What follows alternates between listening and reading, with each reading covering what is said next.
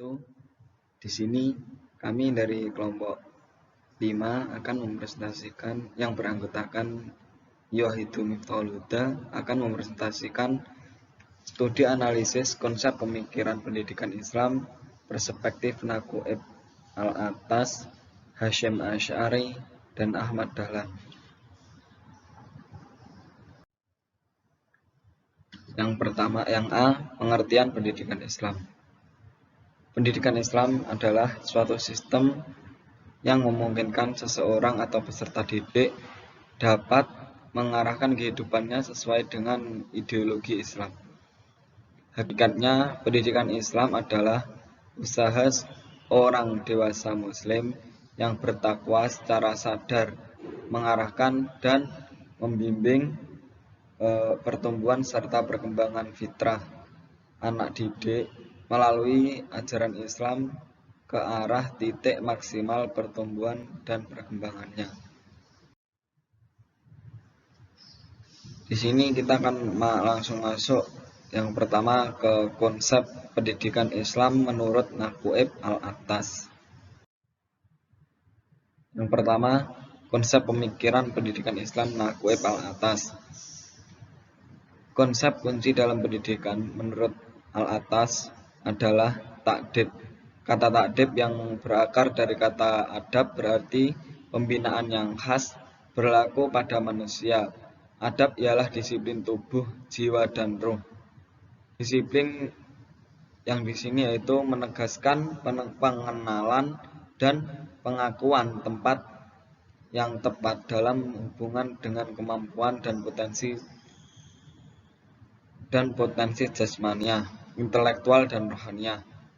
Pengenalan dan pengakuan akan kenyataan bahwa ilmu dan wujud ditata secara hierarkis sesuai dengan berbagai tingkat dan derajatnya. Alasan mengapa Al-Atas lebih cenderung memakai kata takdib daripada istilah tarbiyah maupun taklim atau yang lainnya, karena adab berkaitan erat dengan ilmu. Ilmu tidak bisa diajarkan dan ditularkan kepada anak didik kecuali orang tersebut memiliki adab yang tepat terhadap ilmu pengetahuan dan berbagai bidang. Nah, yang kedua, konsep tujuan pendidikan Islam menurut Nakuib Al-Atas. Al-Atas beranggapan bahwa tujuan dari pendidikan Islam ialah menanamkan kebajikan dalam diri manusia sebagai manusia serta sebagai individu. Tujuan akhirnya untuk menghasilkan manusia yang baik dari aspek kehidupan material sekaligus spiritual yang menitik beratkan pada pembentukan aspek pribadi individu serta mengharapkan pembentukan masyarakat ideal. Masyarakat yang baik atau ideal ini sesungguhnya terbentuk dari kepribadian masing-masing individu yang baik, karena pada hakikatnya masyarakat merupakan kumpulan dari individu-individu tersebut. Yang ketiga, sistem pendidikan menurut Nakuib Al-Atas. Sistem pendidikan Islam harus mencerminkan asap manusia itu sendiri. Perwujudan paling tinggi dan sempurna dari sistem pendidikan adalah universitas. Mengapa universitas? Menurut Al-Atas, universitas yang dirancang untuk mencerminkan yang universal harus pula merupakan pencerminan manusia itu sendiri.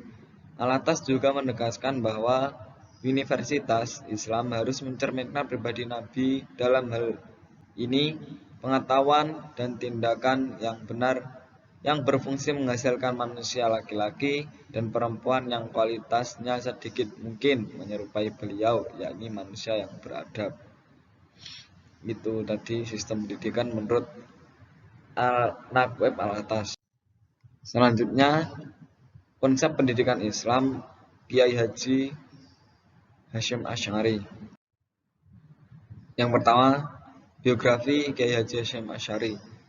Kiai Haji Hasyim Asy'ari dilahirkan pada 14 Februari 1871 di pesantren Gedang, Desa Tambakrejo, sekitar 2 km ke arah utara Kota Jombang, Jawa Timur. Kiai Haji Hasyim Asy'ari adalah anak ketiga dari 10 bersaudara. Pada umur 13 tahun, beliau sudah bisa membantu ayahnya mengajar santri-santri yang lebih senior darinya, lebih tua darinya. Dan pada usia 15 tahun, Hasyim remaja meninggalkan kedua orang tuanya untuk berkelana memperdalam ilmu pengetahuan. Mula-mula ia menjadi santri di pesantren Wonorejo Jombang, lalu pesantren Wonokoyo Probolinggo, kemudian pesantren Langitan Tuban, dan pesantren Trenggilis Surabaya. Belum puas dengan ilmu yang ia peroleh dari pesantren-pesantren tersebut, Hasyim Asy'ari melanjutkan menuntut ilmu ke pesantren Kademangan Bangkalan Madura yang di bawah asuhan Syekh Kiai Haji Khalil yang dikenal alim atau yang dikenal Syekh Khalil Bangkalan. Kiai Hasyim Asy'ari menuntut ilmu di pesantren Kademangan selama 5 tahun. Semangatnya menuntut ilmu membawa beliau sampai ke tanah suci Mekah. Selama di Mekah, beliau berguru kepada sejumlah ulama besar, yang salah satunya yaitu Syekh Mahfud At-Tarmasi dari Termas Pacitan. Tanggal 31 Januari 1926 bersama dengan tokoh-tokoh Islam tradisional, Kiai Haji Hasyim Asy'ari mendirikan Nahdlatul Ulama atau NU yang berarti kebangkitan ulama. Organisasi ini pun berkembang dan banyak anggotanya. Pengaruh Kiai Haji Hasyim Asy'ari pun semakin besar dengan mendirikan organisasi NU. Bersama teman-temannya, itu dibuktikan dengan dukungan dari ulama Jawa Tengah dan Jawa Timur. Kiai Haji Hasyim Asy'ari dikenal sebagai salah seorang pendiri NU atau Nahdlatul Ulama. Yang kedua, konsep pemikiran pendidikan Islam Kiai Haji Hasyim Asy'ari. Menurut Kiai Haji Hasyim Asy'ari, keutamaan ilmu dan ahlinya yang telah disebutkan semuanya ada dalam pribadi ulama yang mengamalkan ilmunya, yang bagus amalnya dan yang bertakwa, yaitu orang-orang yang dengan ilmunya berniat untuk mencari zat Allah atau ridha Allah dan derajat mulia di sisinya dengan mendapatkan surga-surga tempat kenikmatan. Bukan orang yang berniat mencari keduniaan, yang niatnya itu untuk mengangkat pangkatnya, harta, dan bersaing mendapatkan pengikut dan santri atau siswa yang banyak. Sebagai sumber pokok pedoman pendidikan Islam bagi umat manusia, Al-Quran mengandung dan membawakan nilai-nilai yang membudayakan manusia. Al-Quran dan Sunnah menjadi dasar utama dalam penyelenggaraan pendidikan Islam, karena hanya dengan berlandaskan Al-Quran dan Hadis, proses berjalannya pendidikan Islam pada suatu lembaga pendidikan mampu menghantarkan peserta didik yang sesuai dengan tujuan pendidikan Islam. Begitu juga dengan sistem pendidikan Islam yang berlandaskan Al-Quran dan Sunnah akan berjalan dengan yang sesuai kita inginkan. Nah, selanjutnya, konsep pemikiran Kiai Haji Ahmad Dahlan. Konsep pemikiran Kiai Haji Ahmad Dahlan, yang pertama, biografi Kiai Haji Ahmad Dahlan. Kiai Haji Ahmad Dahlan lahir di Kauman, Yogyakarta 1285 Hijriah bertepatan dengan 1868 Masehi. Silsilah dari Ahmad Dahlan atau yang nama aslinya Muhammad Darwis, Kiai Haji Ahmad Dahlan bin Kiai Haji Abu Bakar bin Kiai Haji Muhammad Sulaiman bin Kiai Mutodo bin Kiai Tias bin Demang Jurang Kapindo kedua bin Demang Jurang Sapisan yang pertama bin Maulana atau Ki Ageng Gresik yang makamnya di Jati Anom, Klaten, Jawa Tengah, bin Maulana Fadullah Sunan Prapen bin Maulana Ainul Yakin atau Sunan Giri bin Maulana Ishaq dan seterusnya hingga Sayyidina Husain cucu Rasulullah SAW.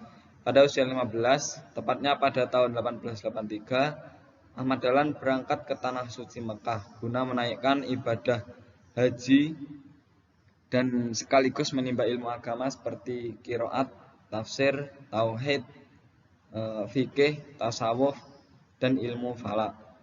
Dia di sana selama 5 tahun. Pada 1902 untuk kedua kalinya Dahlan berangkat ke Mekah. Pada kesempatan ini ia bertemu tokoh yang dikaguminya, yaitu Rashid Ridho.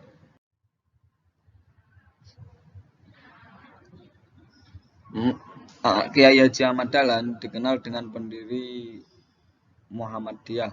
Organisasi atau Perserikatan Muhammadiyah baru resmi berdiri pada 18 November 1912. Melalui organisasi ini, Ahmad Dahlan menginginkan umat Islam kembali pada ajaran yang termaktub dalam Al-Quranul Karim dan ajaran yang tergaris dalam sunnah Rasul. Sedangkan hal-hal yang tidak bersumber dari hal itu, dari sunnah Rasul dan Al-Quran, hendaknya ditinggalkan. Lebih dari setengah abad setelah berdiri, Muhammadiyah berkembang menjadi organisasi yang berperan penting dalam perubahan politik Indonesia.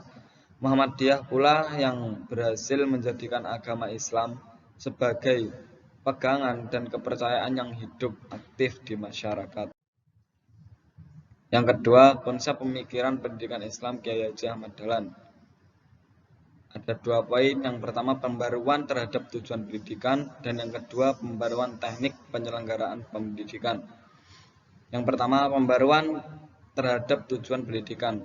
Pada mulanya, tujuan pendidikan ini tampak dari ucapan Kiai Haji Ahmad Dahlan sendiri, yaitu dadiya kiai sing kamu kemajon, ojo kesel nggonmu nyambut gawe kanggo Muhammadiyah. Yang dalam bahasa Indonesia berarti, jadilah manusia yang maju, jangan pernah lelah dalam bekerja untuk Muhammadiyah. Yang poin kedua, pembaruan teknik penyelenggaraan pendidikan. Usaha Muhammadiyah untuk memperbarui teknik penyelenggaraan pendidikan dengan jalan modernisasi dalam sistem pendidikan, yaitu menukar sistem pondok dan pesantren dengan sistem pendidikan yang modern. Maksudnya menukar sistem pondok yang salafi menjadi sistem pendidikan yang modern sesuai dengan tuntutan zaman. Arus dinamika pembaruan terus mengalir dan bergerak menuju kepada persoalan kehidupan yang semakin kompleks. Dengan demikian, peranan pendidikan Islam menjadi semakin penting dan strategis untuk senantiasa mendapatkan yang serius. Ya, terima kasih. Mungkin sekian yang dapat presentasi pada kali ini. Apabila ada kurang lebihnya, saya mohon maaf yang sebesar-besarnya. Wassalamualaikum warahmatullahi wabarakatuh.